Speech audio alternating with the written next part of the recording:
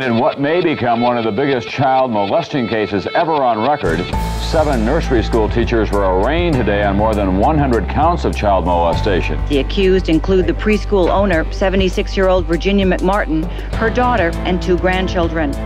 Finding out just what happened to the McMartin preschoolers in Manhattan Beach, California would spark a national media obsession.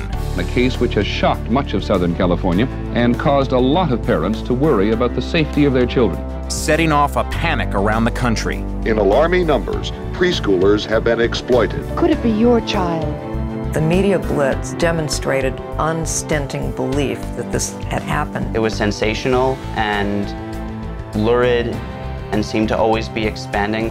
1,400 children in this community have been ritualistically abused. But were they? Decades later, while the McMartin case has been largely forgotten, its impact lives on.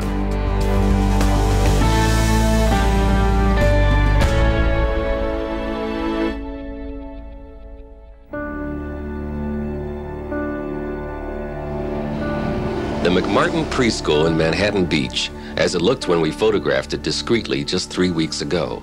Local reporter Wayne Satz of KABC in Los Angeles broke the story. It started out here in Manhattan Beach looking like an isolated incident. One mother noticed that her young son was having nightmares and difficulty sitting down. Teachers at this prominent Southern California preschool were accused of sexually molesting their young students. Authorities now believe that at least 60 young children were victimized, and that the ultimate number could well be much greater. Fueled by unskeptical press reports, the charges mounted on the evening news. Those children, some of them as young as 2 years old, were photographed by the suspects. Kiddie porn was the primary purpose for the alleged sexual abuse of children. Becoming more and more bizarre. Some children allege that a living creature was sacrificed on the church's altar.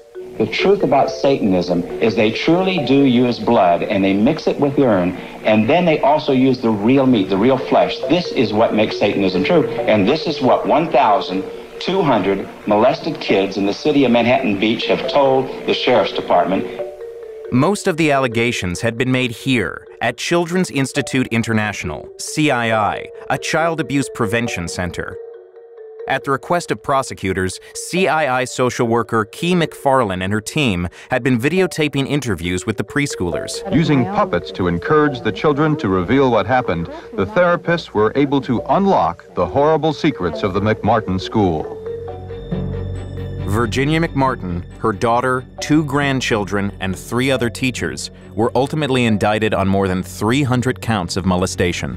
2 South Bay preschools. It wasn't long before accusations of abuse were being reported at 7 other daycare centers in LA County alone. Investigators were at the Hickory Preschool in Torrance earlier today. And then fear spread across the country, eventually targeting scores of daycare centers. But the story that initially fed the panic was not all it seemed. In the summer of 1983, a 39-year-old mother called the Manhattan Beach Police Department and accused McMartin teacher Raymond Buckey of molesting her 2.5-year-old son. In the DA's office, all kinds of doubts developed, particularly about the fact that the mother of the first complaining child was psychotic, but they just kept on going. It was like the Titanic. It was like a roller coaster or a ship that just was out of control and couldn't stop. The police released Buckey for lack of evidence. But then they sent out this letter to some 200 families, instructing them to question their children about sodomy, oral sex, and fondling. What happens then is the parents start to talk to their kids, and then they start to talk to each other, and then they start to compare notes, and pretty soon emotionally involved parents are engaging in leading and suggestive questioning of their child. Kenneth Lanning worked with the FBI's Behavioral Science Unit and consulted on the McMartin investigation. Once these cases are contaminated, it's almost impossible to know with any degree of certainty what actually happened. But the therapists at CII believed they knew what had happened. Based on their videotaped interviews, they said that more than 90% of the 400 preschoolers they talked to reported signs of sexual abuse. Mr. Parrott, can you help Susie show us what happened to her?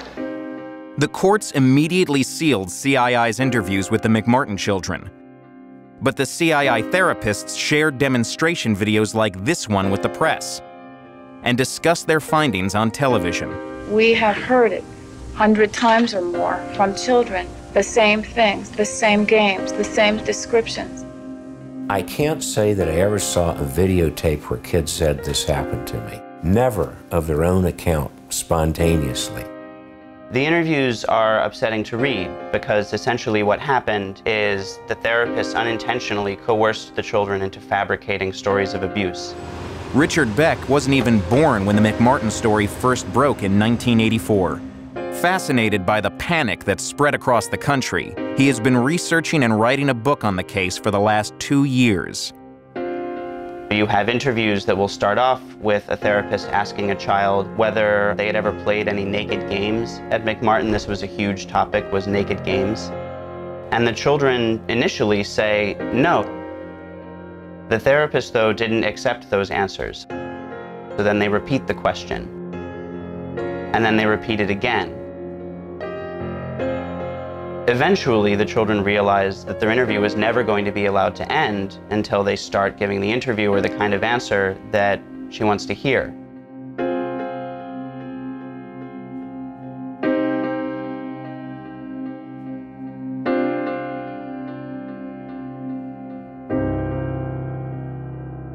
It was obvious in the interviews that all kinds of techniques were highly suggestible, highly pressuring, and is capable of creating false memories of abuse in children, often permanent memories.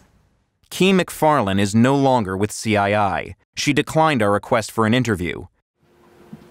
Dr. Stephen Ambrose has been working with children for more than 25 years and was at CII during the McMartin interviews. I think our therapists, in many respects, started out being very careful about that back then, but as they became more persuaded that something had happened, there probably were some leading questions. Dr. Ambrose says the McMartin case came about just as a new understanding of child sexual abuse was emerging. It happened right at a time in the sort of the history of the field when we were just beginning to come to terms with the fact that child sexual abuse was a real phenomenon. Wake up, America. This is your wake-up call. People don't want to believe that young children have been molested. They'd much prefer to believe that it's not true. We believe the children because once upon a time, we were the children, and nobody believed us. But that belief was sorely tested as investigators searched for physical evidence to back up what the children were saying. No pornography that could be linked to the abuse that the children were describing has ever been found. There should have been little animal carcasses, there should have been bodily fluids all over the preschool. They didn't have any of that. And what about those early claims of satanic abuse? There certainly have been mentally ill people who have gone out and killed people, quote, in the name of Satan. But there's never been any proof that there was any kind of satanic ritual abuse or satanic cult activity in a daycare center. When I first got involved in these cases, I'll be very honest with you, I tended to believe that this was going on. But eventually, the number of cases just kept growing and growing and growing. And at some point, I came to the realization, this many people can't be doing this to this many victims for this long and not leaving any corroborative evidence behind. It just doesn't work that way. 18 months after the McMartin investigation began, the case took a dramatic turn. What we're left with at this point is that for 5 of the 7 defendants in the McMartin case, the evidence is so slim that it does not go beyond the mere accusation. So in April of 1987, nearly 4 years after the first accusation was made, the case against the 2 remaining McMartin defendants, Raymond Buckey and his mother Peggy McMartin Buckey, finally went to trial. In court, medical evidence supporting the prosecution's case couldn't be established with any certainty. And although hundreds of children had been interviewed, in the end, only 9 testified. After extremely lengthy cross-examination of children at the preliminary hearing, some parents decided that they would refuse to let their children participate any further. Through it all, the Buckys remain steadfast about their innocence. True, when I'm very nervous, I probably have said some things that are not quite correct, and I'll grant it and I'll admit that. Including Mr. Bucky, whether or not you molested children in this case? No, Mr. When I know that I did not molest children ever in my life. The trial lasted nearly 3 years, and in January of 1990, we, the jury, in the above entitled action, find the very defendants not guilty. The children were never allowed to say in their own words what happened to them, and to me that was crucial. The jury could not agree on 13 counts against Raymond Bucky, so 6 months later, prosecutors brought him back to court. Once again, the jury was deadlocked. Therefore, there's legal necessity to declare a mistrial. And with that declaration, one of the longest, most expensive criminal trials in U.S. history finally came to an end. I'm glad it's over. McMartin lead prosecutor Lael Rubin says that while she wishes the outcome had been different, the case brought about important changes. Very young children who may or may not have been sexually abused have certainly been traumatized by endless hours of relentless examination. Among them, a new understanding on the best way to interview children. Who should do it, who should be present, how all of that should occur and be videotaped. So it really created a dialogue of examining the best way to talk to children who might be victims of crimes. Nowadays, as opposed to back when the McMartin case took place, there's a very clear protocol about how to interview kids, and there's a very strong focus on avoiding leading questions of any kind. There's much more care taken to make sure that whatever the results are, they will stand up in court. When the trial ended, the McMartin Preschool was demolished. A laundry and dry cleaning store now sits in its place. After his acquittal, Raymond Bucky made a few television appearances, like this one on The Larry King Show. What do you want to do in your life? I want to be left alone. I've seen what the news media can do to people in a crowded situation, and I don't want to be in LA, and I want to be left alone. Simple life.